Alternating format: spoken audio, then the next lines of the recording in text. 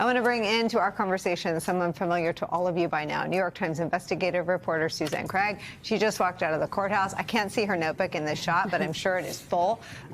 We don't have to go in any order. Just start with what jumped out at you today. Nicole, there was so much, but I have to say, if there was one moment that it's going to be hard to forget, it happened right after lunch. David Pecker was testifying, still on direct under examination from the government, and he talks about a call he got from Donald Trump in 2017. It was probably in June, and Donald Trump invites him to dinner at the White House, and he says, "I would really love if you and your wife could come." And David Pecker responds, "Well, let me check with my wife and I will get back to you." It turns out his wife did not want to come to Washington, so he phones Donald Trump back, and Donald Trump says, "Well, you can bring anybody you want because it's your dinner." And so David Pecker accepts the invitation to the White House for dinner. He goes down, he brings a number of associates, including Dylan Howard, the editor at the National Enquirer that we've now heard a lot about, and they have a dinner at the White House. And there is a photo that was shown in court of the two men with you can see their backs. It was a black and white photo. And we have seen images like that for years of presidents walking down that corridor to the Oval Office by the Rose Garden. And it was just this incredible photo. And David Pecker testified that what they were talking about at that moment was Karen McDougal. Donald Trump asked, "How is Karen?" And David Pecker responded, "She's great. She's quiet."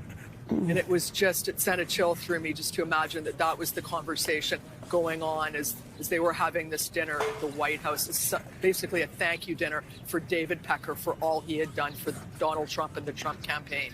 It's so extraordinary, Sue, and it so syncs up to what we did. I mean, this is new, but what we did know was that he lived and breathed, right, by her utterances. We have this story recounted by George Conway of his incredibly triggered reaction, calling his daughter Ivanka, who was dining with his campaign manager, Kellyanne Conway, or I guess White House advisor by that point, and George Conway. I mean, the idea that this was his sort of media fixer seems to be so cemented in terms of these days of testimony. Just tell me what you think the defense even has to work with in terms of trying to either decouple the two men and their intimate bond. Pecker said nothing bad about Trump that I understood or heard or read. I understand he also said that Trump said that McDougal was a nice girl.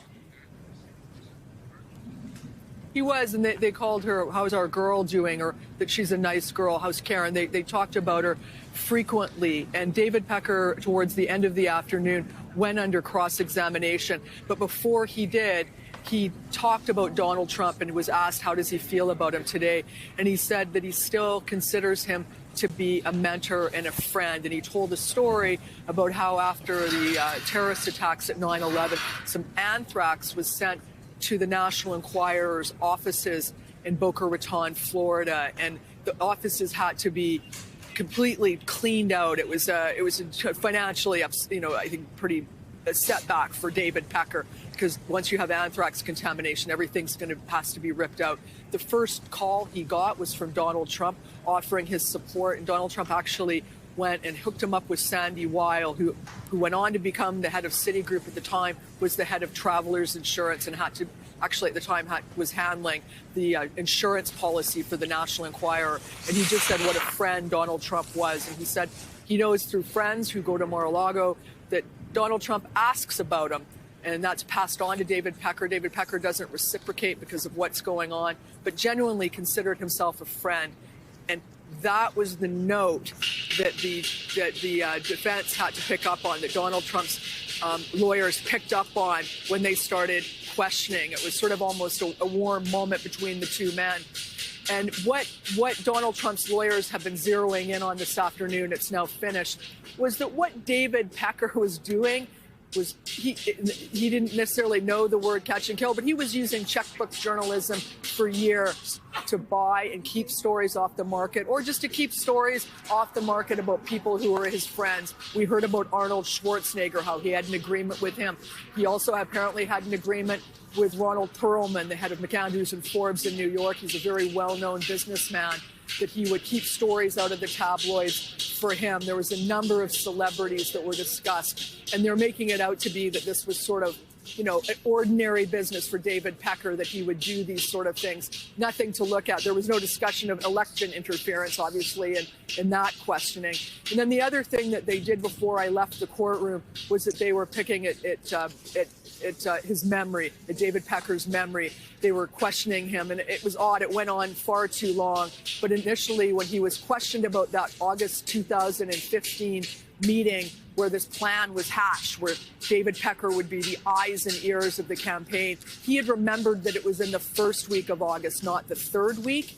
And they were questioned, apparently during the first week of August, Donald Trump was at a campaign stop. So they questioned him about that for several minutes, trying to show that his memory is faulty. And apparently in an interview, another interview he had done with government investigators, he had not mentioned initially that Hope Hicks was in that meeting, the one that's in the third week of July. So they were trying to pick apart his testimony in that way.